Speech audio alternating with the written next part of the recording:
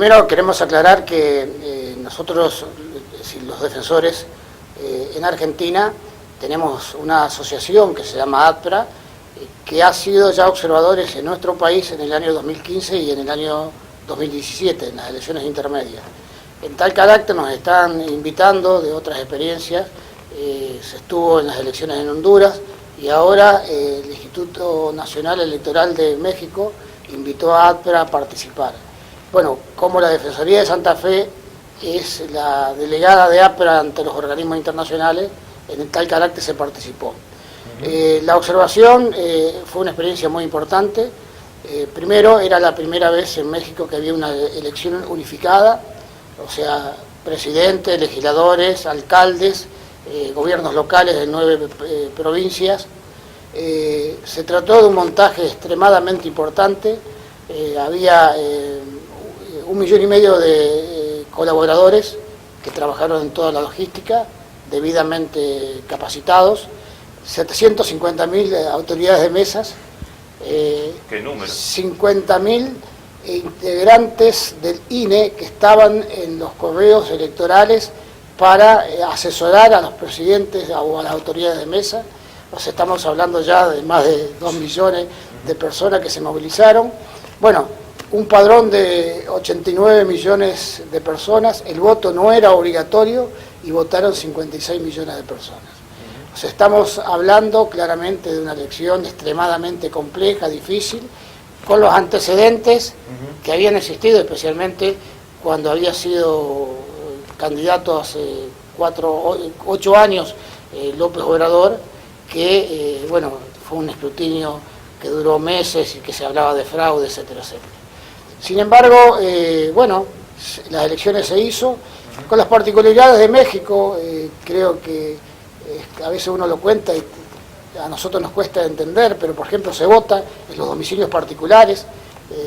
No es en las escuelas como sucede aquí. Son muy pocos casos de las escuelas, en general si hay una escuela se hace en los patios, no se abren las escuelas porque no es obligatorio, entonces la sociedad ofrece sus viviendas, son garajes de la familia, porque la persona sigue viviendo, claro. No se va, bueno, son patios, pero la gente llega, espera, es paciente, sabiendo que, bueno, que el lugar no es cómodo, no hay baños químicos, y como se vota por lo que se conoce como correos electorales, bueno, en general hay 2, 3 o más mesas que usted se imagina, las autoridades, más los observadores, más los fiscales, más los que van a votar, hace que sea una cantidad impresionante de gente. Pero bueno... ¿Es una votación con boleta papel o electrónica? Sí, ellos tienen un sistema de boleta única. Por ejemplo, en el Distrito Federal eran 6, porque no se elegía gobernador, eran 6 boletas de distintos colores. La diferencia con la nuestra, que la nuestra tiene la foto del candidato, claro. Ellos no, ellos tienen el partido o la coalición y en algunos casos tenían el nombre del candidato. Por ejemplo, Morena, que era el partido que ganó, tenía el nombre de López Obrador, pero nada más que escrito en chiquito abajo, o sea, los centrales eran las coaliciones o los partidos políticos. Y después hay una mezcla, cada partido era una coalición, por ejemplo, el PAN, el PRI, Morena eran coaliciones, pero a su vez había combinaciones con otros partidos, claro. O sea, el Partido Verde, el Partido del Trabajo, etcétera, etcétera. O sea que realmente era una tarea compleja, difícil. Bueno, se hizo, creo que facilitó por supuesto el resultado. El candidato que ganó, López Obrador, ganó por una cantidad importante de votos. Fue reconocido en forma automática por el PRI, que es el partido de gobierno, y por el PAN, que fue el anterior partido de gobierno, lo cual eso facilitó, y a las 11 de la noche el INE, que es quien organizó toda la estructura electoral, dio a conocer lo que ellos llaman un conteo rápido, que le daba claramente ganador a López Obrador, ¿no? Lamberto, estas elecciones se dieron en un contexto sumamente complejo y violento en México, ya que de un tiempo a esta parte hubo más de 140 políticos asesinados. ¿Esto incidió en las elecciones? ¿Se registraba temor por parte de la gente, incluso de los mismos candidatos? Bueno, de hecho, cuando uno llegaba, tanto en el INE como los distintos asesores que nos trataban de explicar la realidad de México, cómo se votaba, cómo era el sistema, etcétera, etcétera, nos planteaban la preocupación, lo que había sucedido con cientos de candidatos que habían sido asesinados. Evidentemente las 4 o 5 materias que fueron tema de debate en toda la campaña ha sido una, el crimen organizado, el impacto sobre los candidatos, el tema por supuesto de los migrantes, que es de alto impacto. México tiene más de 1 millón de inmigrantes en Estados Unidos, el tema de la pobreza y en su particularidad los pueblos originarios, las comunidades indígenas que tienen 13 millones, y por supuesto el tema de la corrupción, que es un tema muy fuerte y que impactó altamente en el debate electoral. Bueno, estos son los temas que evidentemente eran casi de explicación diaria, claro, de parte de todos los asesores, porque, a ver, nosotros fuimos varias organizaciones, no solamente fueron los defensores.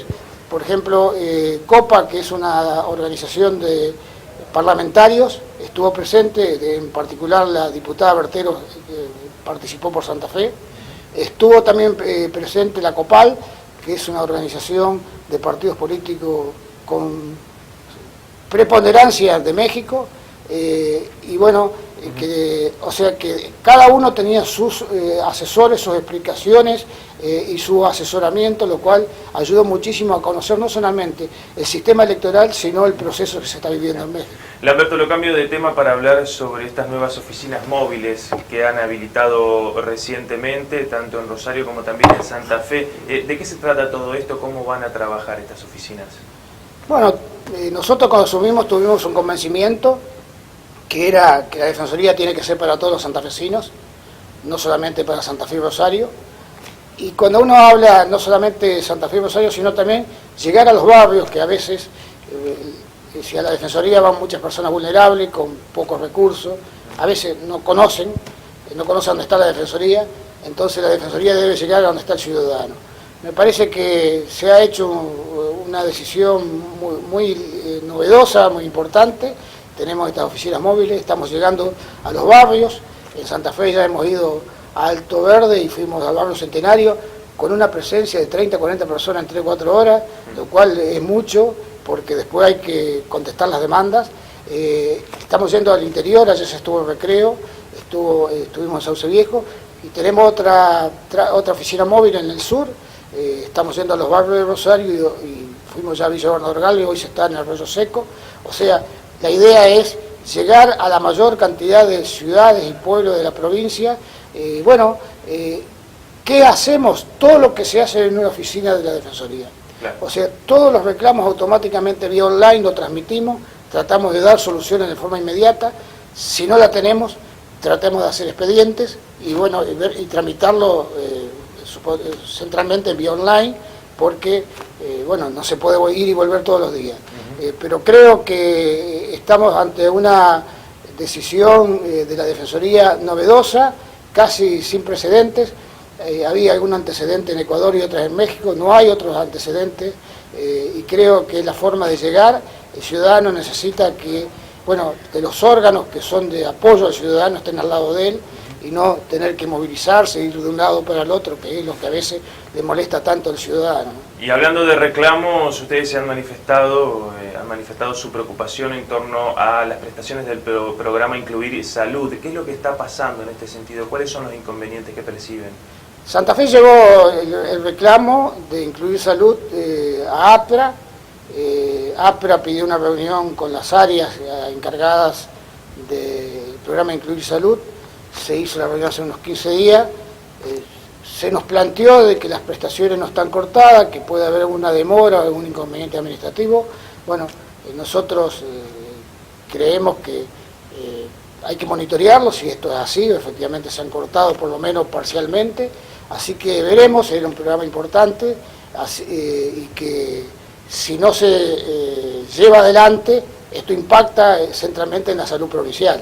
Claro. Porque evidentemente las personas vulnerables con problemas decir, de discapacidades, etcétera, que son las que alcanza el programa Incluir Salud, si no son cubiertas con este programa, evidentemente impacta sobre la salud provincial, ¿no? La Defensoría del Pueblo en reiteradas oportunidades ha participado de audiencias públicas en cuanto a las tarifas. En este caso también se han expresado en torno al cuadro tarifario de gas. ¿Hay preocupación en cuanto a las boletas?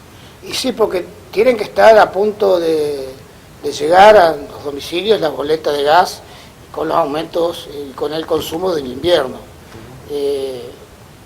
Haber habido aumentos en las audiencias públicas que se fijaron en febrero, que se aplicaron a partir de abril, que van desde el 27 al 46%, 47%, pero que si uno hace un comparativo a igual periodo del año pasado, el aumento es casi del 100%. O sea que uno tiene que tomar el pico de consumo de los meses invernales con los picos de consumo de los meses invernales de este año. Como nosotros sabemos que eso va a generar algún ruido en la sociedad, alertamos, que mire la boleta, que mire el consumo, que establezca, por ejemplo, para las áreas comerciales se puede diferir un 25% el pago. Nosotros habíamos pedido que se establezca el total del consumo anual y se lo divida por 6 meses, a los efectos de que no haya bajas y subas tan pronunciadas, pero no se resolvió así. De todas formas, alertar al ciudadano que la Defensoría está a disposición para leer la factura, asesorarlos, explicarles si está bien medido, si está mal medido, si está bien calculado o mal calculado. Creo que esto va a ayudar también a que el ciudadano pueda hacer sus reclamos en el caso que tenga una factura indebida, ¿no?